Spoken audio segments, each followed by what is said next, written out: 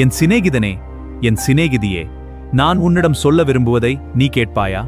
இத்தனை நாட்களாக நான் உன்னை என் மகனே, என் மகளே என்று அழைத்தேன். ஆனால் இன்று நான் உன்னை என் சிநேகிதனே, என் சிநேகிதி என்று அழைக்கிறேன். ஏன் என்று நீ யோசிக்கிறாயா? நான் உனக்கு ஒரு தந்தையாகவும் ஒரு தாயாகவும் மட்டுமல்ல, ஒரு உண்மையான நண்பராகவும் இருக்க விரும்புகிறேன். இந்த உலகத்தில் நட்பு என்பது மிகவும் சிறப்பான உறவாகும். சில நேரங்களில் மக்கள் தங்கள் குடும்பத்தாரிடம் எல்லாவற்றையும் பகிர முடியாமல் இருப்பார்கள். ஆனால் அவர்கள் தங்கள் நண்பர்களிடம் மனதில் உள்ளதை சுதந்திரமாக பகிர்ந்து கொள்வார்கள். நீ உன் அனைத்தையும் என்னோடு பகிர்ந்து கொள்வதால் நான் உன்னை என் நண்பன், என் தோழி என்று அழைக்கிறேன்.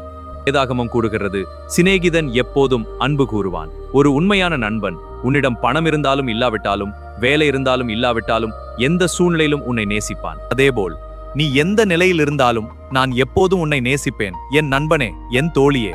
நண்பனுக்காக தன் உயிரை கொடுப்பதை விட பெரிய அன்பு இல்லை என்று நான் சொல்கிறேன்.